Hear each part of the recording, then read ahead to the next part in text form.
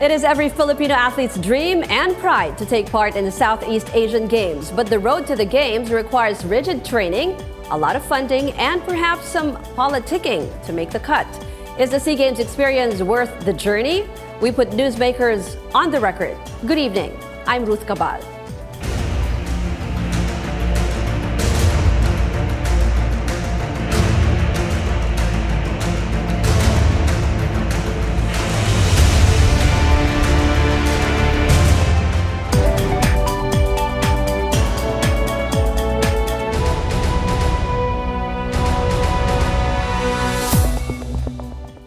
Our guests for this episode, multi-SEA Games medalists for fencing, Wilfredo Onyong Vizcaino, and Kenny Asuncion, also another SEA Games medalist for badminton.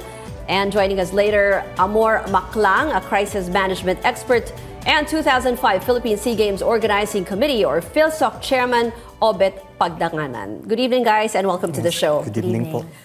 First of all, can you tell us, like what we mentioned earlier, it's every Filipino athlete's dream to be part of the SEA Games. Can you tell us yung journey nyo para makasali sa SEA Games and to even win medals? Ikaw muna, Ken. Well, of course, it takes years and years of hard work. I think it's every athlete's dream to represent their country. So in our case, for the Philippines, it's such an honor to be bringing the flag, to be, playing for the Philippines. Pero ikaw, how many years have you been playing badminton bago ka nakasali sa SEA Games? Well, I've been in love with badminton since I was a kid because my dad is also my coach, so he used to be a player as well. So growing up, I was already very exposed to the environment. So when my dad went to the SEA Games, I went with him. Parang I was very, very exposed. Parang you were meant to be there. I was meant to be, yes. And then you won how many medals? I've won 2 bronze medals, for one in women's doubles and then one in mixed doubles. Ikaw naman, Onyong, gaano katagal yung process? Bata ka pa ba? Mahilig ka na? Yung fencing, medyo kakaibang laro yun. Parang, oo. Nag-start ako niyan, 15 years old ako. Tapos after 2 years lang, nasa national team na kaagad, then SEA Games na kaagad.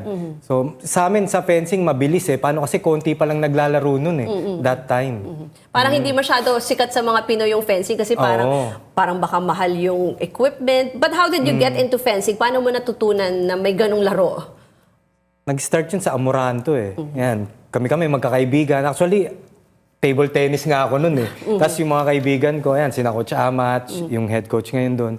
Sila yung nasa fencing. Tapos nakita ko lang, nakijoin na lang ako. Wala ka kahilig-hilig talaga. Oo. But pero sinasabi mo, mabilis ka nakapasok ng SEA Games. Paano yun? Araw-araw kayo nagtitraining? Paano kasi talagang araw-araw kami, kahit nga sinabi ng coach na walang training, pero kami magpupuntahan kami ron. Nasa amin yung susi nung nung fencing hall that time. So, pasok kami, training kami lang, ganyan. And then, ilan ang medals mo from SEA Games? First SEA Games ko is 1997. So, naka-silver kami dun sa team. Tapos sa 2001, wala. Na-eliminate kaagad ako doon. Tapos sa 2003, 2005, and 2007, yan. May gold medals na team, no? And I was looking at your file photos, kasama mo si Richard Gomez pala, no? Oo. So, naka-gold kayo? Yan, 2003 yun, yung na yun. So, anong ibig sabihin? What does it mean for an athlete, Kenny, na magkaroon ng medals? Parang panghabang buhay mo na bang treasure yun? Or? Oh, definitely, definitely. It's something na I hold dearly na, kasi that time, we were the first Filipinos for badminton. So, super happy talaga kami. Pero you were saying na mahirap yung magka-medal for badminton no? Yes, because we have Olympic champions that are in the Southeast Asian game. I mean, Southeast Asian players, marami. Ang lalakas talaga. So to get a bronze felt like it was like a gold for us at that time. So, yeah, aside from that, ano pa yung challenges na na-encounter nyo mismo dun sa games? I mean, I'm sure you're familiar with yung mga reports that are coming out now with our hosting of the SEA Games here in the Philippines. Can you just tell us the challenges? Well, because I've been to several Southeast Asian Games. Syempre, iba-iba yon depending on the hosts. I don't expect to have a perfect everything, like the venues and everything. Parang medyo given na yon. But as a player, you focus on the games. You focus on how to prepare yourself. Everything else, the coaches, the officials will take care of it. Ikaw, Onyong, anong experience mo yung nagka-problema ba kayo kunwari sa transportation or sa pagkain? Issue ba yon? Or sa tinutulugan nyo? Wala naman masyado. Transportation, usually, sa mga ganyan, traffic yan. Number one yan, traffic. Tapos sa food, minsan, kinakapos. Pero ano na yun given na yun Palaging ano yan, palaging merong ganyan. Hindi mawawala yan. So Yan yung, from the point of view of the athletes, yung mga nangyayari dito, laging pinaghahandaan nyo. Kung ano man yung kunyari kapalpakan or ano man yung kulang kung saan mang country yung host country. Yes, I think yun nga, as I said earlier, you keep your focus on the game, on your opponents. That's where you put yung yung efforts nyo and everything towards the games. Kasi right now, I'm trying to imagine how our Philippine, players our local players are feeling now dun sa mga issues that yung controversies now with the way we host it and hindi pa man nagsisimula yung games Marami na. Pero kayo sa tingin nyo ba dapat magpapa-apekto sa ganon or Ay, hindi. Paano kasi sa experience ko, before kami pumunta ron, hindi naman namin na-expect na magkakaroon ng ganitong problema, ganyan-ganyan. So, paano kasi yung focus namin nasa laro lang Ganyan, tactics, mga ganyan. So, iniisip namin kung paano gagawin. So, yung mga ganun, hindi na lang namin pinapansin kung magkaroon man ng problem. So, basta okay na yan. Sige, ganyan-ganyan. So, yung isang issue na lumabas yung kikiam pero how important is it for the athletes yung syempre ang sinasabi syempre yung sustenance nyo as athletes and then pati yung tutulugan because you have to rest and the practicing area, di ba yun yung isang reklamo ng football team na ang layo daw ng practice areas. Nakaka-apekto yun? I think lahat naman talaga nakaka-affect. So I think it's very important that we have, pagka hindi natin makontrol yung venue, yung transportation, sana we have good coaches that will take care of their players. Pag feeling nila, kulang ang food or hindi siya sapat na nutrition, sana maghanap siya ng solutions, yung mga ganun, or the other officials. So kumbaga, tulungan na lang instead of finding fault in things. I think ang mas mahirap lang ngayon because of social media, everything is so magnified. So, I think as an athlete, siguro yun na lang muna itabi ng mga atleta natin. Focus on the games, lessen the social media, muna. Tama. Okay, we'll talk more about that and we'll be back after a quick break. This is On the Record on CNN Philippines. Kasi kaya...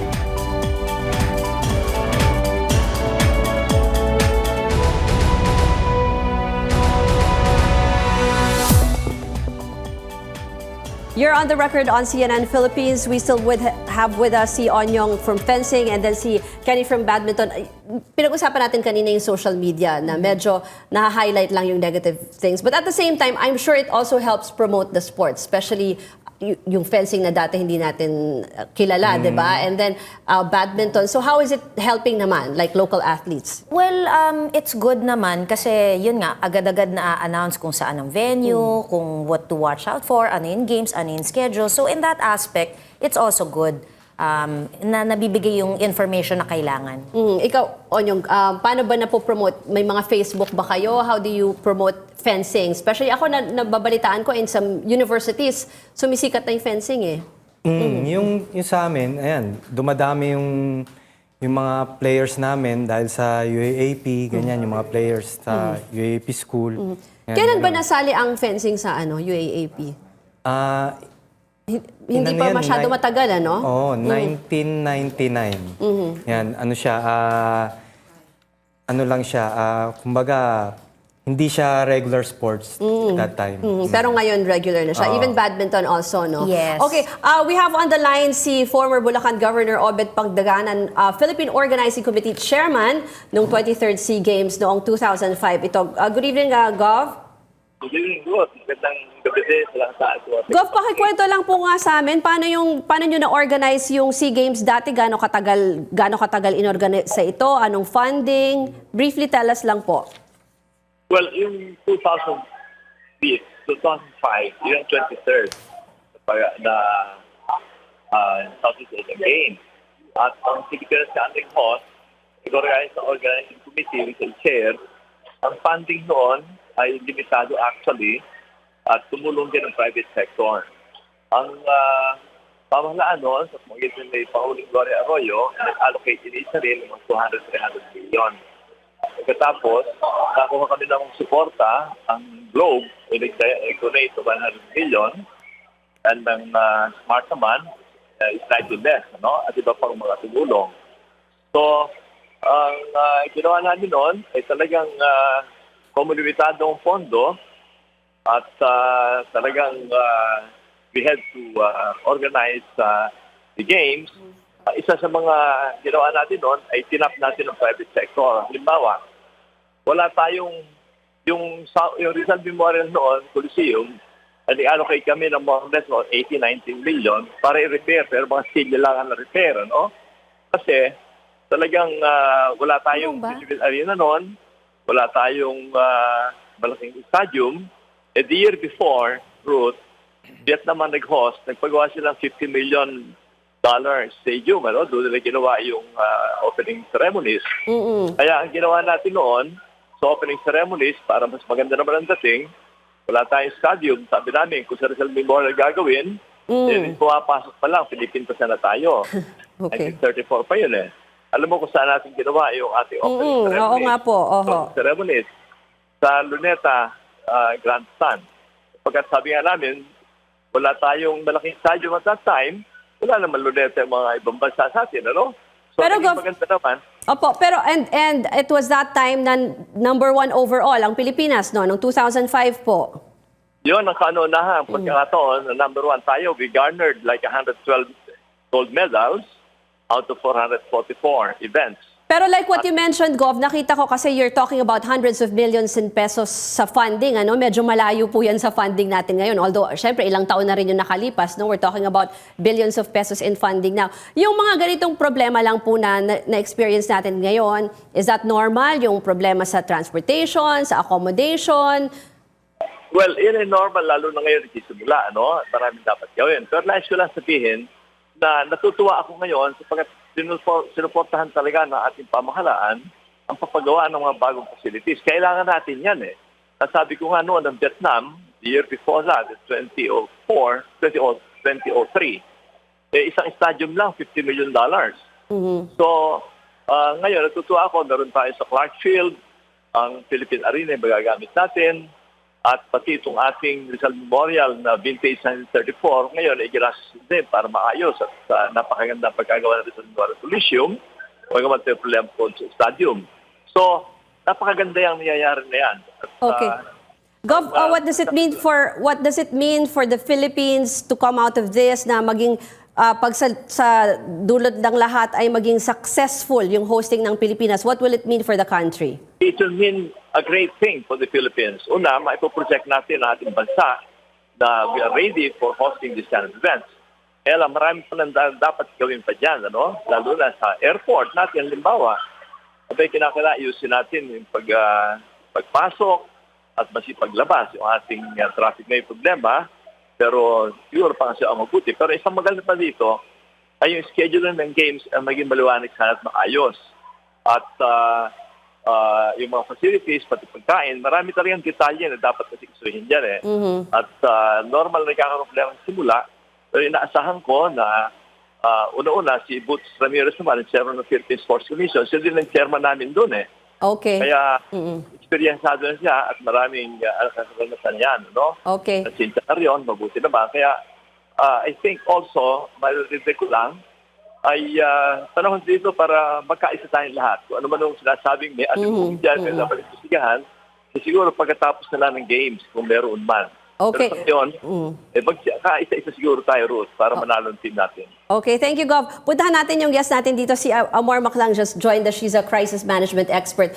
We were talking to si Governor Pagtanganan kasi nga he was the head of the organizing committee noong 2005. Hi, Governor. Welcome back. And he was from saying South Korea. na normal naman daw yung mga ganong issues, no? Pero ikaw, what do you make of what's happening now with the Philippines hosting of the SEA Games right now? Okay, first and foremost, may tatlong bagay. No? Everyone was crying, oh, may crisis sa SEA Games, etc. Number one, wala hong crisis sa SEA Games.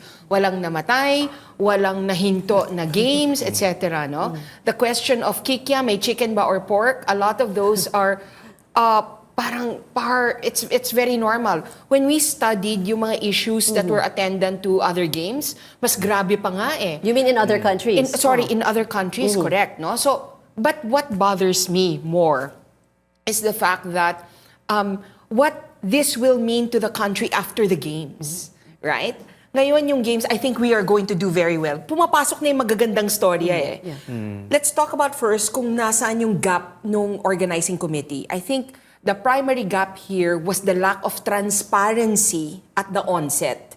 Kasi kung ikaw yung organizing committee, ang unang bagay na gagawin mo ay magagawa ka na road to the SEA Games, right?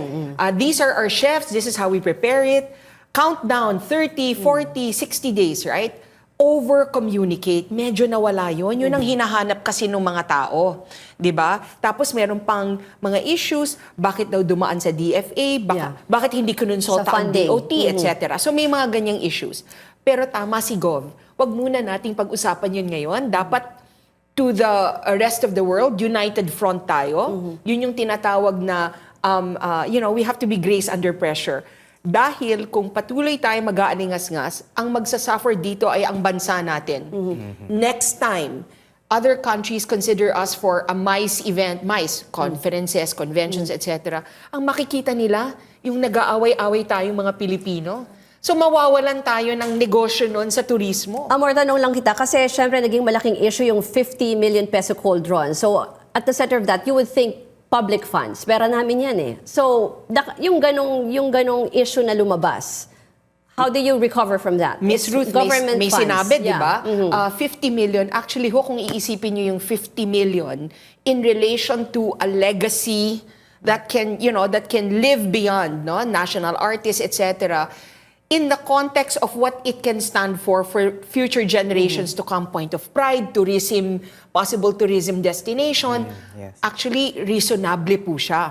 Merong lumabas na issue na, ay nako, there could be 1 million classrooms out of, 1,000 classrooms. 50 classrooms or whatever, no? Out of this.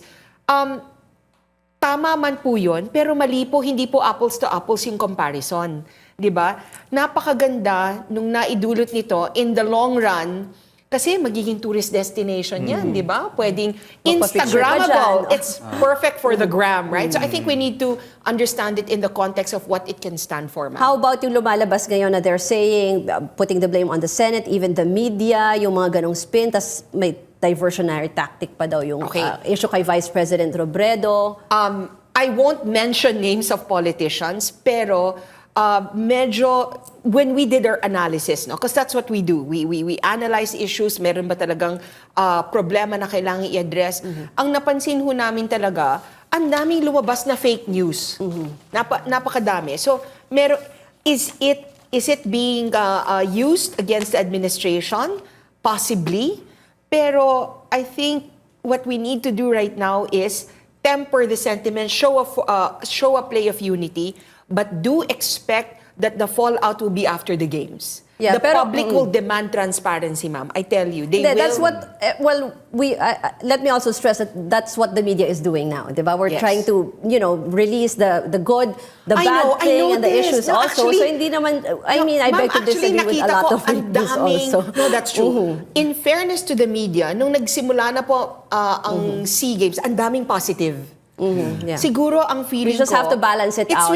I'm sorry, I have to clarify. It's not the fault of the media. I will have to say, ang kakulangan siguro ng organizing committee is they should have over-communicated. Ano yung mga ginawa nila? Diba? Tama yun yan. Day 1, nandito na tayo. Hindi, ma'am. Ang tagal na po nating alam to. 3 months before, the road to in 60 days, 90 days. Kung bibigyan mo ang media ng positibong storya, yun ang i-cover nila. Pero wala tayong binigay. Let's continue our discussion. We'll be back after a quick break. This is On the Record. Keep it here on CNN Philippines. Pero maganda yung maganda yung tama yun.